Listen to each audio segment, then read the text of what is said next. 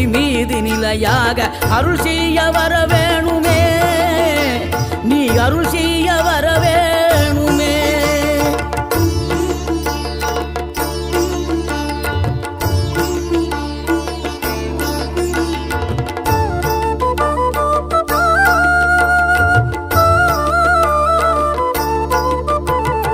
இகழ்தலையும் புகழ்தலையும் ஒரு முகமாய் கருதும்படி செவி உரைத்த முத்து குமரன், நீ வறுமையையும் வளமையையும் சமநிலையை உணரும்படி மதி கொடுத்த செல்வ குமரன்.